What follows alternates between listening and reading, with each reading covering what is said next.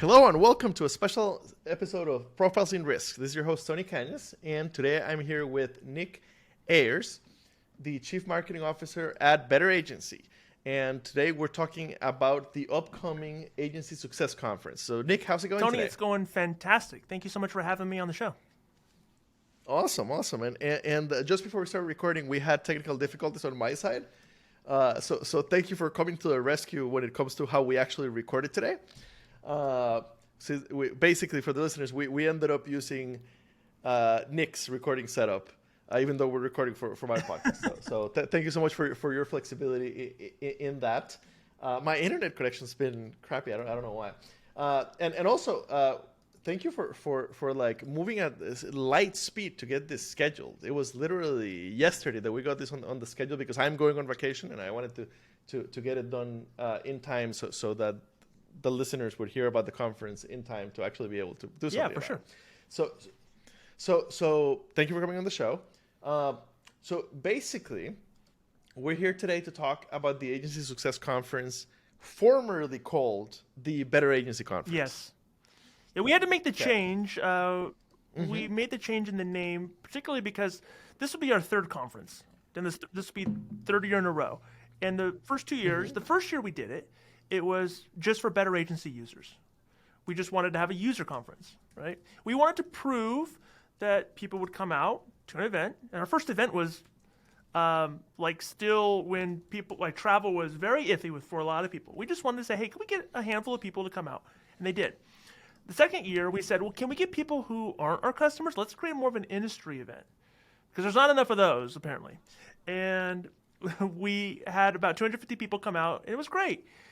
But one of the things that we heard so many times, and we would say it constantly, is you don't have to be a Better Agency user to come. Just come. Everybody. If you're an insurance agent, come. And we would still get asked questions all the time, or people would tell us after the fact, I didn't think I could come because I wasn't a Better Agency user. So we said, okay, we need to get rid of the Better Agency name. Change the name. And we need to continue to tell people this is about agency success, whether you are a Better Agency user or not. Like from the stage, it's not a Better Agency thing. If people want to learn about Better Agency, there'll be a back room off to the side where you can go do that. But like the conference itself is for the industry. It's not for our company. Okay. And well, there are a lot of conferences in our industry. And I grew up on the carrier side. And then I got very involved in InsurTech, and I've always been tangential to the agency and brokerage side. And in fact, generally, when I talk about the agency and brokerage side, I make it clear that I've never worked at an agency. I've worked with them as a sales manager or a marketing rep, as an underwriter, as a recruiter, but I've never worked at an agency. So I think from what I've seen, there are a lot of agency conferences, but it's a lot of insurance conferences. There's not a lot of modern, forward-looking conferences. The one that comes to mind, I don't want to say the name, but it used to be Ryan Hanley organizing it, and right, he's moved on. But that one I heard really good things about, and it might still be happening, but there are lots of changes in that organization, right? I have not heard the last few years that it's as good as it used to be. So I didn't make it last year, but I will be there this year with you guys. And I must say, I am very excited. And I am very excited for a few reasons. The agenda is absolutely top notch. And for me to be able to tell that, even though, again, I'm tangential to the agency side, right? But just going over the agenda quickly. Liv Kaufman from Armadillo. She's fantastic. The Ryan Hanley. Doesn't really require an introduction. Dr. Billy Williams. Chris Paradiso, one of my favorite people ever. And in my mind, one of the most authentic voices in the agency side. Jason Cass. Sid Rowe. Sarah Mooney, who's a very good friend of mine, and I'm glad that she's getting more and more play. Jenkins. So basically, like, there's like 15 speakers 28 actually. that I'm familiar with. 28 actually. Yeah, managing them. So 28 speakers in total, and out of those, I'm familiar with like 15 of them as really great influencers in our industry, even though I'm tangential to the agency world. So yeah, it's just an incredible lineup. We wanted something. So this would be probably my 10th year or so planning events in this space. And when we thought about the speaker lineup, I wanted to accomplish a few things. One, I wanted there to be some mix of I guess you would call it the regulars, the people that people know, right? You use the term influencer, which I absolutely despise. In this space, like the last thing I want to be is an insurance influencer. Like I got to go home and tell my mom at Thanksgiving that I've made it. But we wanted some element of the people that people knew, they were comfortable with, they had seen, they trusted as authorities or successful agents. Wanted that. I also wanted to have more people on the speaker stage, and that people had either never heard of or had very little knowledge of. And or I wanted to have more voices represented from the microphone, so to speak. So I'll go to the first example I said, people that people really don't know about. We have an agent, his name's Tiago Prado. I don't know if you know Tiago. Do you know Tiago? Okay. Tiago is an insurance agency owner in Massachusetts. Now, I say Massachusetts because when I say what he does, you're going to go, this is wild. Tiago has built a $20 million agency in less than 5 years, which is, in and of itself, is massive. Tiago, his niche, he only services the Spanish-speaking and Portuguese-speaking crowd in Massachusetts. So I live in Arizona, right? That is crazy. Yeah, in Arizona, it seems a lot more doable. Way more to have an doable, agency right? That size only. When I tell you this guy built a $20 million agency, again, fantastic in its own right. I don't care I don't care if that's in California, Texas, or $20 million agency. But his clientele is all either Spanish speaking or Portuguese speaking because he says that's a very underserved demographic. No one services that market in Massachusetts. So I wanted people who, I said, when I found out about that, I said, you've got to come tell people how you do that. That is too good of a story, too good of a thing for nobody to know about. So we wanted that. I wanted people, Sid Rowe, who's a good friend of mine, she works at one of our largest quote-unquote competitors. I wanted her there because I think she brings a lot of value to this. The conversation is needed. And so I wanted a speaker lineup that was familiar on one side, but also had a heavy dose of people that people weren't familiar with, and or they were experts in their field, and they were voices that maybe aren't represented in the mainstream of things. So that's what I wanted to accomplish. Makes sense. And earlier when I said influencer, you're right. The word has been demonized. Yes. The word makes you think of Instagram model selling things that they don't particularly believe in. If only right? I could be an Instagram model. Exactly. What I really meant is strong voices in our industry that I respect. Right. So that's a better way to put it. Also, I've got to say, I've gone to at least 100, maybe more conferences in our industry in the last 7 years, and this is thoroughly affordable. Like the tickets, I think $530. It is now, right? It's $500, but there's the credit card. If you pay by credit card, that's the 3% credit card fees. Oh, okay. Yeah, it was $400 for like 4 months. I mean, so as we've gotten closer to the event, we've changed it. But yeah, we wanted something that everybody can like. I wanted something that agency owners could come to, but it's the Agecy Success Conference. And being in the agency space for 17 years, I learned that I need other people on my team, or I need my team to help make me successful. If my agency is going to have success, it's not just the agency owner. It's the salespeople. It's the CSRs. It's It's all the people who help drive the ship. So I wanted something where an agency owner who's more than likely buying the ticket said, I can bring a salesperson. I can bring my team. I can make this a team thing. We can take 3 or 4 people Makes to perfect sense. Yeah. Makes perfect. Yeah, no. So noticeably affordable, Yeah. basically, compared to most insurance conferences. So fantastic job in that. And then there's a pre session, which I did register for, by the way. So I'll be there for that too, on April 20th, and that one. It is an add-on ticket, but the add-on ticket is less than $100. $75. And it's not the only event. So here's my general approach to these things. And I learned this, and can we say other conference names on the show? That doesn't bother me. Absolutely. From my perspective, yes. I learned this by watching. I've never been to the event, but I learned this by watching ITC. Most people that I know who go to ITC, they just go for the events around the event. They don't actually go for the event. They go for the network. They go for the drinks at the club bar across the street. It's an amazing network. I never miss it. Yeah. They do they're not there for the speakers. They're not there. They just want to be there for the stuff. It's like the Super Bowl. You just want to be a part of the experience. So I wanted to bring that element into the conference, which I think is a little bit different than other agency conferences. In that I said, and that's what I tell our exhibitors, I want you to compete with our event. Compete with us. Create events around the event. I don't care if they're VIP dinners. I don't care if they're parties. I don't care if they're happy hours. By all means, if you find the space, do it. Because to me, as an attendee, that's the memorable part. The content's going to be great. We want the content. That's fantastic. But it's really the relationships. It's the conversations that happen in and around, the lunch table, all that stuff.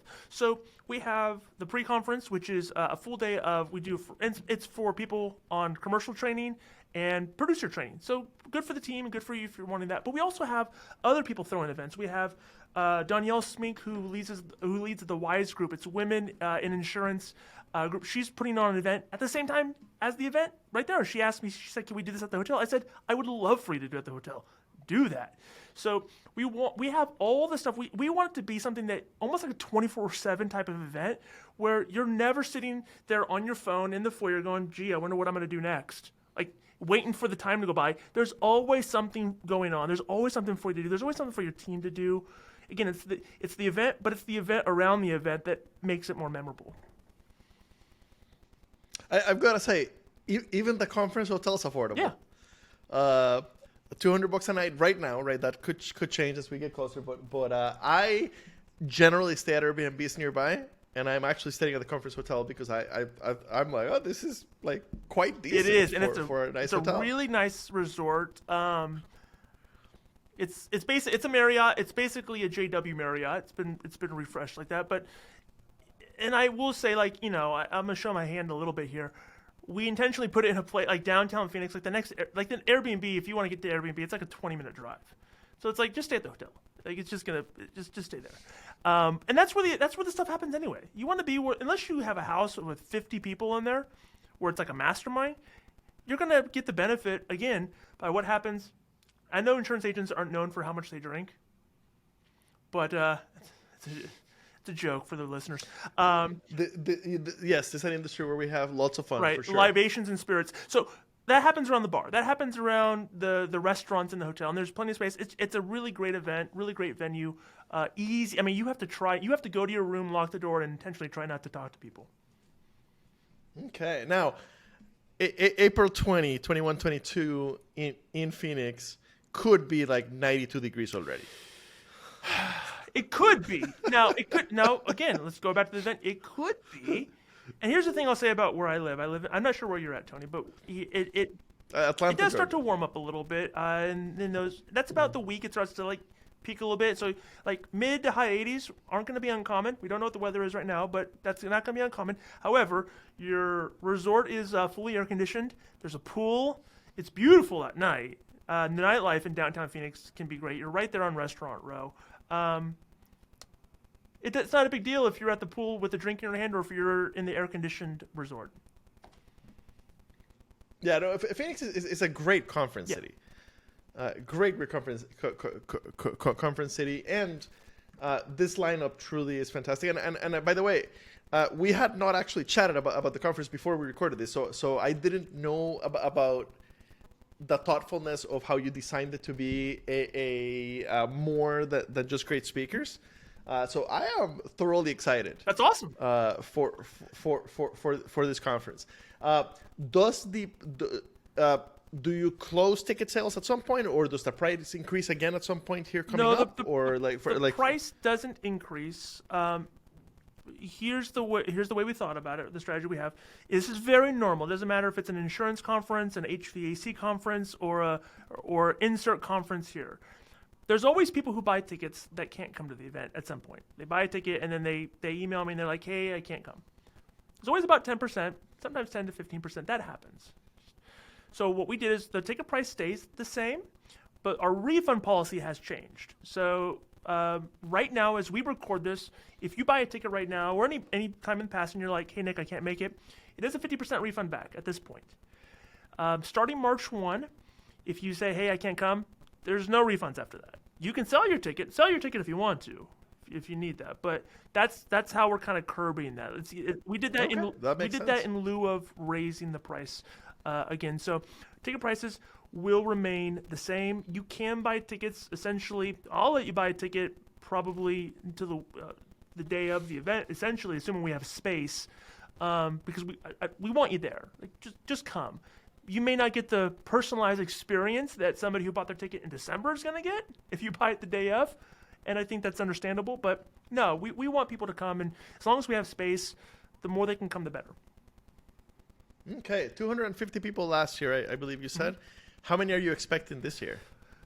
As we get 60 days into the event, ticket velocity is really starting to ramp up. People don't buy their tickets so much in December, and January is kind of, it is what it is. As we start to get now in the 60-day window, we're starting to see, handfuls of tickets going, by the day and people buying tickets. And so it would not surprise me if the number is somewhere on the low end between 350 to 500 people. So that's what I suspect and the vast majority of people buying tickets are agency owners. There are a number of people bringing staff, but if you're an agency owner, you should know that if you come here, you're talking with a few hundred agency owners. That's who the crowd is going to be for. So, that's kind of where we anticipate the crowd kind of landing. Fantastic. And if I had to guess, again, this is my first time doing it, but if I had to guess, we're talking forward-looking agency owners who are looking to improve the way. Yeah, I mean, you're not going to come. There's two reasons why you come to an event like this, and so there's the vast majority of people are the people who want to grow the agency. They're forward-thinking. They're thinking about their business. They're thinking about how to make it sustainable, how to make it profitable, how to make it grow.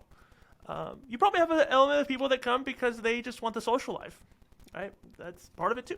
And you probably have some people that treat it like a high school reunion. Right? They're going to come see their friends that they've been friends with for 20 years. The vast majority of people who come, just by looking at the attending list, are people who are saying, I want to grow my agency. I want it to be profitable. I want it to be sustainable. I want to take the next steps. I want to see what other people are doing who are successful. It's the Agecy Success Conference. How do I have more success? Who can I network with, whether it's attendees, whether it's exhibitors or sponsors? Right, what's new? What's out there? What should I be thinking about in my agency if I want to grow it? That's the vast majority of people that come. Fantastic. So, yeah, it's the type of agency owners that used to go to the old Ryan Hanley. There's no CE credits here. Conference. There's no CE credits. So if you're looking for CE credits, that's the best way I can say it. If you're looking for CE credits, this isn't the conference for you. Yeah. Excellent. Thank you very much for your time. And I am very excited for it. I'll be there for the whole time, starting with the pre stuff, and looking forward to see everybody. And yeah, thank you so much for having me and for coming on the podcast. Will you be wearing the top hat? That's what I want to know. Yes, sir. Of course, I will most definitely be wearing the. I can't. Can you explain the story of that real quick before we go? What is the story with the top hat? Is that just to stand out? I feel like it's part of a costume now. It's like Batman. It's like Batman's belt or Doctor Strange's cape. So I'm 5'7". It helps a lot. So the original branding that I used for a long time, for like 8 years, was my Superman. And red jacket, and I started getting bored of it just before COVID, I was starting to get bored of it, especially for multi-day conferences. I own like 30 Superman shirts, but for multi-day conferences, it looks like I haven't showered, right? So like the lack of variety was getting a little boring. So I wanted something new, and during COVID, as I'm home and going crazy of not being able to be on the road and doing what I love doing, I had always wanted a top hat, and I was concerned that with a mask on, I have a hard time recognizing people. So I'm like, okay, so once, right, this is like late 2020, like the vaccine's about to come out. Once we do have conferences, there will probably be a transition period while many of us are still wearing masks. And how will people, I asked, if I have a hard time recognizing people, how will they recognize me? And so the top hat seemed like a really good way to do that. And the first conference so I bought it, and the first conference that it went to was the CPCU annual meeting, now called Into Risk, in Orlando, 2021. And it got so many compliments that it became a permanent part of, it well, works. it's more efficient than a Superman outfit. You could just take on and off the hat. That's way more efficient. Oh, it doesn't fit in my suitcase. So you gotta go through TSA with that. I leave home wearing it, and I get back home wearing it. When I wear it to a conference, which to every conference that I go to nowadays, when I wear it to a conference, I wear I'm committed to it. Exactly. So yes, I will be there wearing the top hat, even though Phoenix is hot. In Orlando, I could have died. It'll be a cool 69, 70 degrees in the resort. You'll be good. Perfect. Yeah, the Orlando resort, it was one of the Disney World ones, and a lot of it was outdoors. Like the sessions were indoors, but a lot of the open space was outdoors around a lake, and I was dying in the humidity. At least Phoenix doesn't have the humidity, but I'm committed to the look. So yes, I will be wearing my top hat. And meeting everybody, and everybody come say hi. And if you're needing CSRs and account managers, especially if you're remote friendly, that's what we do in our day job. But I'll definitely be there. That's awesome. So thank you very much for having me. Thank you so much, Tony. Appreciate you. Awesome.